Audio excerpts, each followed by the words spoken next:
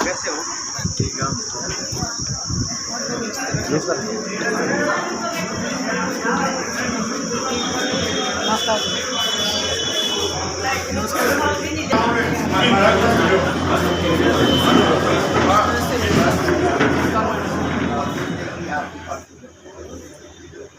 कुल टोटल तो मुझे ध्यान नहीं, लेकिन इसमें जो 16 नगर परिषद बाकी जो जहाँ पे जो पार्टी का सिंबल लिया वो पार्टी के सिंबल से जो इच्छुक है कि पार्टी का हम समर्थन चाहते हैं बिना सिंबल के, तो उनको समर्थन। जीत में क्या पोजीशन में जीत हमारा हमेशा से इंडियन नेशनल लोकदल का बढ़ रहा है। आज जीत के जनता ने अपना मन बना लिया, क्योंकि पिछले जो जीत में घटित हुआ, लोग थक के चले गए हमारे जो आम वोटर्स को, उसको देखते हुए आज जीत में सभी सीटें इंडियन नेशनल लोकदल के।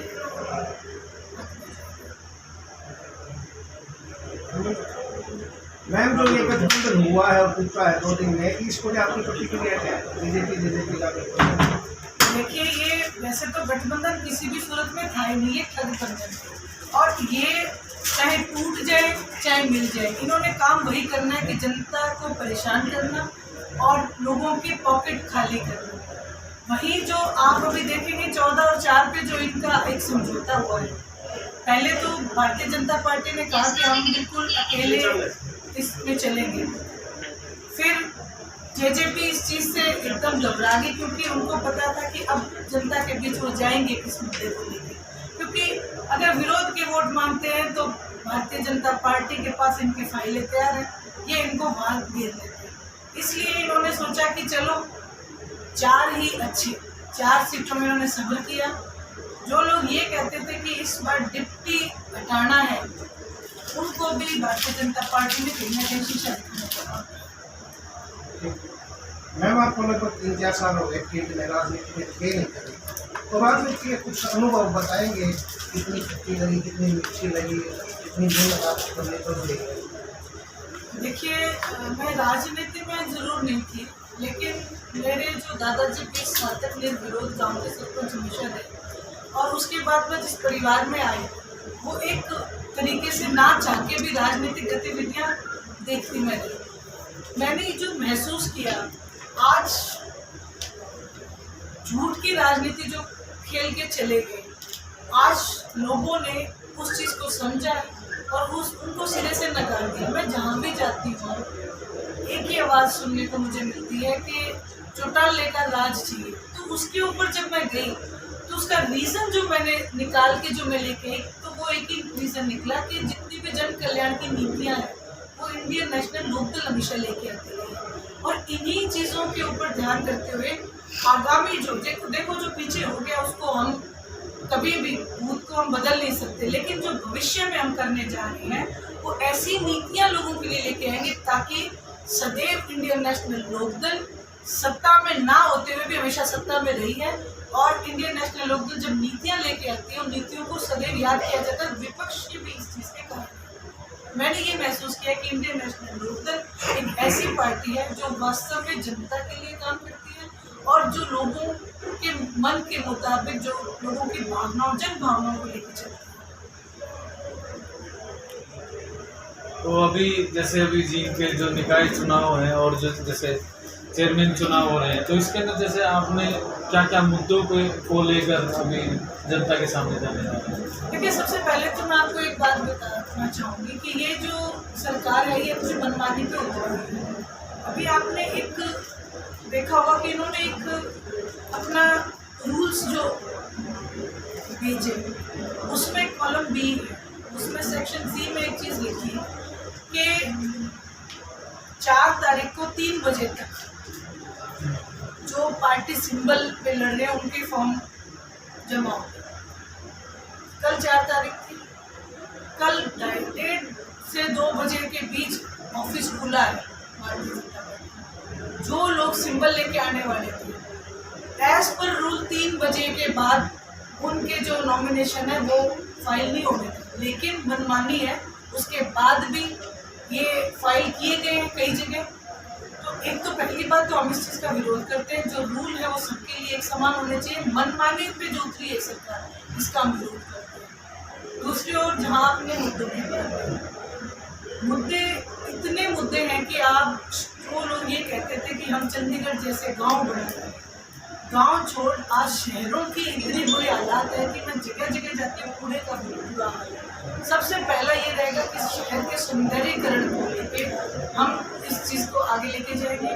दूसरा, जो हमारे पानी है, सप्लाई है, उसके लिए भी लोग परेशान हैं। वहीं जो नगर पालिका वगैरह जो रजिस्ट्रियाँ करने जाते हैं लोग, किसी छोटे मोटे काम के लिए भी जाते हैं तो उनसे 5-5 हज़ार रुपये, 7-7 हज़ार रुपये गरीब लोगों से भी मांगने का काम अधिकारी कर रहे हैं। तो हम उसके ऊपर रोक लगाने का भी ये हमारा एक बहुत बड़ा मुद्दा रहेगा।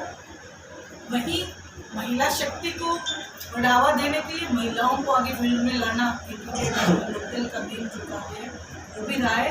तो ये सारे मुद्दे हैं, और मुद्दे तो देखिए अगर ऊपर के लेवल पे देखें तो बेरोजगारी है, महंगाई है, और मैं तो जनता से प्रार्थना करूँगी कि ये जो चुनाव है ये नींव का काम करेंगे। हमारे जो आने वाली 2024 में जो चुनाव होंगे उसमें इन चुनावों का बहुत बड़ा महत्व है। जैसे मैं पूछना चाहूँगा, जैसे जेजेपी के अंदर दिग्विजय जी हैं, उन्होंने काफ़ी 2-3 बार ये जनता के सामने बात रख दी, बोल दिया कि हम जींद को राजधानी बना देंगे। तो किस प्रकार की राजधानी लाने वाले हैं, थोड़ा सा प्रकार डालिए इस पर। देखिए वो तो अब वो खुद ही बता सकते हैं, क्योंकि जो अब जुबान से बोलता है उस चीज़ का जिम्मेवार खुद होता है। मैं इतना जानती हूँ कि जींद हमारे लिए सर्वो स्थान पे हमेशा रहा है। दादाजी खुद जींद को अपनी राजधानी कहते थे, उन्होंने हमेशा से जींद को अपनी राजधानी, लेकिन इन्होंने उस चीज़ को मॉडिफाई करके लोगों को लुभावना लालच दिया। और आज अगर वो बनाना चाहते हैं तो सबसे पहले उन्हें यही काम करना चाहिए, क्योंकि आज उनके खुद के ब्रदर जो हैं डिप्टी चीफ मिनिस्टर, इससे ज़्यादा और सरकार में क्या हाल होता है। राज्यसभा चुनाव आ रहे हैं, इन्हें लोग किसका समर्थन करेंगे? देखिए आदरणीय अभय सिंह जी चौटाला ने एक बात बड़े खुले तौर पे की है कि उनके वोट का अगर कोई फैसला कर सकता है तो आदरणीय ओम प्रकाश जी चौटाला कर सकते हैं। तो ये फैसला हमारे शीर्ष नेतृत्व ही करेगा, और जो भी करेगा जन भावना के हिसाब से करेगा, और जिससे हमारी जो जनता है उसको जहाँ भी बेनिफिट मिलेगा वही कार्य करेंगे। वो अपना नहीं देखते। अभय सिंह जी चौटाला ने ये कल भी एक कॉन्फ्रेंस में ये बात बोली, और जिस दिन मीटिंग थी ओम प्रकाश चौटाला जी जब जेल से बाहर आए थे, कार्यकर्ताओं में काफ़ी जोश था, दोबारा फिर जेल में गए हैं, तो कहीं ना कहीं जोश कॉन्फिडेंस हुआ है या कुछ रणनीति तैयार की आगे कि कार्यकर्ताओं में जो है जोश कायम रहे, और जो है चुनाव जो निकाया है उसमें मजबूती के साथ में लड़ा। देखिए मैं अभी एक पीछे गांव में थी, कोई प्रोग्राम था किसी के घर पे, वहाँ पे बुजुर्ग मुझे मिले, उन्होंने मुझे एक बहुत अच्छी बात की कि शेर शेर ही रहेगा चाहे कोई कितनी कोशिश कर ले। तो चौटाला साहब खुद में एक अपने आप में एक आयरन मैन कहे जाते हैं। जिस दिन उनको ये सज़ा सुनाई गई उस दिन मेरे प्रोग्राम चल रहे थे, आगे करनाल प्रोग्राम था, तो मुझे एकदम से, क्योंकि फिर भी वो हमारे घर के मुखिया हैं, मुझे लगा कि क्या करूँ, प्रोग्राम करके हम कि नहीं करके। तो मैंने फ़ोन करके कहा, मैं एक बार मुझे पिताजी से पूछ के बता। तो उनका जवाब क्या था? उनका जवाब ये था कि प्रोग्राम मेरा वर्कर जो है मेरी ताकत है, और मेरे वर्कर को जाके एक ही बात कहनी कि मेरी लड़ाई हमेशा उन्होंने लड़ी है, मैं तो हमेशा वर्करों के साथ रहा हूँ, लेकिन मेरी लड़ाई उन्होंने लड़ी है, और इस लड़ाई को और गति से लड़ो, कहीं पे भी मायूस होने की ज़रूरत नहीं है। लेकिन इस बात के पीछे एक बहुत बड़ा एक हमारी मजबूती ये आई है कि सरकार हमसे डर गई। अब मैं 87 साल की उम्र का हूँ, 90% मैं विकलांग हूँ, लेकिन उसके बावजूद भी ये मुझसे डरते हैं। तो मेरा प्रत्येक वर्कर ओम प्रकाश चौटाला है, और ये सरकार हिल चुकी है। और अब ये डेफिनेटली उन्होंने बोला था कि मध्यवर्ती चुनाव होंगे, और वो होंगे, आसान नजर आ रहा है। कांग्रेस सुनेलो पे आरोप लगा रही है कि उनको कोई दिखाई नहीं देता, इससे हमेशा अभी उसकी भूपेंद्र सिंह हुड्डा की बात कर रहे थे, कटास करना तो भूपेंद्र सिंह हुड्डा पे बयानबाजी करता है। ये था मैम, भूपेंद्र हुड्डा से बात शुरू होती है अभय सिंह की, और देवेंद्र पे खत्म होता है। वो भी है हुड्डा परिवार का, अभय सिंह छोटा। देखिए अभय सिंह जी चौटाला में फोबिया नहीं है। अभय सिंह जी चौटाला का डर जो है हमेशा कांग्रेस में घूमता है, क्योंकि आज जो हालात है वो सबसे बड़ी ये है कि जनता जो इस बात को समझ चुकी है और वापस चौटाला राज को याद कर रही है। आपने इलाहाबाद के चुनाव में भूपेंद्र सिंह जी हुड्डा को डरा हुआ देखा होगा और उन्होंने मन से कहा कि कांडा मेरा मित्र है, वो मित्रता का धर्म निभाना चले जाते निभाने के लिए। अभी भी ये जो चुनाव है खुले तौर पे अभय सिंह जी चौटाला ने ये कहा है कि हुड्डा फिर अपनी पार्टी से धोखा करेंगे, क्योंकि पिछली बार भी राज्यसभा चुनाव में इन्होंने शाही बदल के ऐसे काम अभय सिंह जी चौटाला नहीं करते हैं। वो खुली किताब है, जो काम करते हैं डंके की चोट पे करते हैं। भूपेंद्र सिंह जी हुड्डा की तरह G23 या शाही बदलने का काम वो नहीं। मैम आप अभी आपने राज्यसभा पर टिकट बोला, बीजेपी का कोटा पूरा है तो ये चीज है। जी कांग्रेस को वोट देंगे नहीं वैसे कभी, तो कार्तिकेय शर्मा बच गए। देखिए उसमें एक ऑप्शन और भी, जैसे कल मैं सुन रही थी तो कहा कि ना भी दे, लेकिन वोट डालना एक जरूरी चीज़ है ताकि जनता के बीच एक मैसेज और लेसन जाए। उसमें अभय सिंह जी चौटाला ने पिताजी से जो भी उनके आदेश होंगे उस हिसाब से काम करेंगे। खुली किताब की तरह वो आपको बता के करेंगे, रीज़न भी देंगे क्यों। तो ये सब चीज़ें तो जिनका अधिकार है अभय सिंह जी चौटाला वही बेहतर तरीके से बता सकते हैं। स्थानीय निकाय चुनाव में भाजपा का जिसका गठबंधन होता है टूटता फिर बनता है, उसके बाद भी भाजपा जेजेपी नेताओं को टिकट लड़वा लिया, जेजेपी के खिलाफ भाजपा लड़वा रही है, उसको क्या करेंगे? देखिए ये मैं जैसे कि आप लोग अभी शुरू में ये चले थे कॉमन मिनिमम हमारा एक प्रोग्राम रहेगा, हम सत्ता में बैठे। सत्ता में भागीदारी कोई जनता के जन कल्याण को लेकर नहीं होती, सत्ता में भागीदारी सिर्फ नोट बोलो। आज आप देखिए कि हालात ऐसे हैं कि बीजेपी कह रही है हम अकेले लड़ेंगे, आप निकलो बाहर। वो कह रहे हैं कि मैं बाहर मत निकलो, क्योंकि अगर बाहर निकलते हैं तो जनता सवाल है, उन सवालों का सामना करना एक बहुत बड़ी उनके सामने चुनौती है। उस चुनौती को वो सामना नहीं कर पाएंगे। आज आप जो वो कहते हैं कि भाई भारतीय जनता पार्टी हमारे साथ, हमारा जो गठबंधन है वो हम चलाएंगे 2024 तक। निकाय चुनाव में ये तो साबित हो गया कि ये बंधन नहीं चलेगा, और चलेगा तो इसको जनता अब स्वीकार नहीं करेगी। वहीं इनके पास मुद्दे कुछ है नहीं, मुद्दे अगर ये लेके चलते हैं तो जनता इन्हीं से सवाल करेगी। आज आम आदमी का जीना मुहाल है, सत्ता में ये लोग बैठे हैं, महंगाई से परेशान है, शहर की बुरी हालत है, कूड़े करके हर जगह फैला पड़ा है, गाँव में तो एक ईंट भी नहीं लगी। तो ये सारी चीज़ें हैं, तो ये लोग चाहे कुछ भी करें, आम जनता की मैं इस बात कहना चाहती हूँ ईवीएम कि ईवीएम अगर जो मैंने स्वयं इस चीज़ के ऊपर सोचा कि ईवीएम क्यों चलाया गया। ईवीएम लाने का रीज़न क्या था कि ईवीएम हमारे टाइम की बचत करता है। ईवीएम के अंदर जब हमारा जो फैसला है वो इतने दिन तक क्यों पेंडिंग रह जाता है।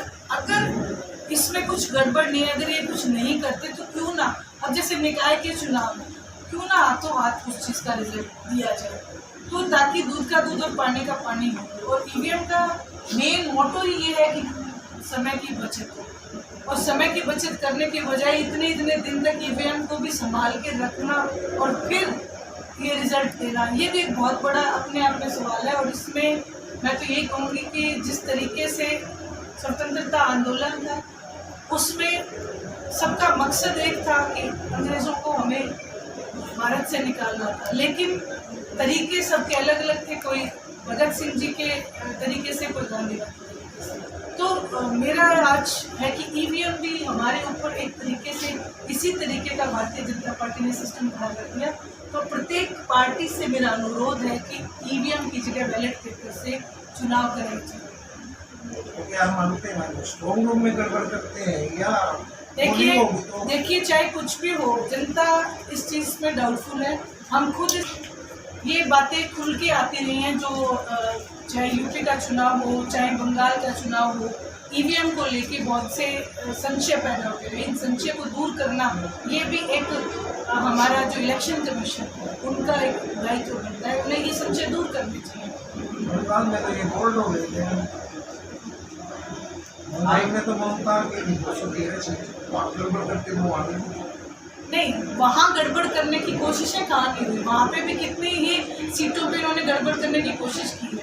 वहीं एक जगह तो ये था कि पूरी गाड़ी के जो ईवीएम है वो चेंज, गाड़ी खराब हो गई थी, एमएलए की उसमें मिलती हैं, ये सब क्या है? इलेक्शन कमीशन कहते हैं मेरे संज्ञान में नहीं है, ये सब चीज़ें हैं। ये बहुत एक बड़े सवालिया निशान है जो हम इस चीज़ को चाहते हैं कि जनता के बीच में ये प्रूव करें या फिर बैलेट पेपर से हमारे चुनाव। आपने ये प्रेस के माध्यम से कहा कि मैम या इलेक्शन कमीशन को लिखा भी है कि बैलेट पेपर से जो है चुनाव होना चाहिए, और ये अभी जो जेजेपी के आप मुझसे जो सवाल किया था यहाँ शहर के अंदर कि जो जेजेपी ने अपना कैंडिडेट खड़ा किया है वो पहले भारतीय जनता पार्टी में थे, 2 दिन पहले उनको मना के, और क्या जेजेपी की तरफ से कोई कैंडिडेट ही नहीं था जो उनको नरवाना में वो खड़ा कर पाते? तो बीजेपी के कैंडिडेट को मना के जेजेपी में लाना और फिर खड़ा करना, ये अपने आप में मैं तो यही कहूँगी जिन्होंने जेजेपी का दामन थापा हुआ है वो हाथ जोड़ के प्रार्थना है अपने घर वापस आए Indian National Lok Dal Congress. EVM पे सवाल है कि सरदार साहब ने कहा कि बैलेट पेपर से जो चुनाव, क्या इनेलो ने प्रेस के माध्यम से ये अपील की है, चुनाव आयोग को लिखा भी है कि जो बैलेट पेपर से चुनाव होना समय पे चुनाव आयोग को भी ये उन्होंने लिख के दिया है। कल भी एक जो मैंने आपको बताया कि समय के ऊपर जो 4 तारीख को ये कहा गया था कि 4 तारीख को 3 बजे तक ही हमारे सबमिट हो सकेंगे, उसके ऊपर भी हमने इलेक्शन कमीशन को अभय सिंह जी चौटाला ने प्रेस विज्ञप्ति से उनको अवगत कराया है। इलाहाबाद के चुनाव में भी गड़बड़ थी, वो भी हमारे खुद के जो वर्कर्स उन्होंने गाड़ियां तक पकड़ी, पैसे पकड़े हैं, वीडियो बनाई है, इलेक्शन कमीशन को अवगत कराया। हमारा कार्य है इलेक्शन कमीशन को अवगत कराना, एक्शन लेना वो उनके अधिकार में है, वो क्या लेते हैं क्या नहीं लेते ये उनका। ठीक है।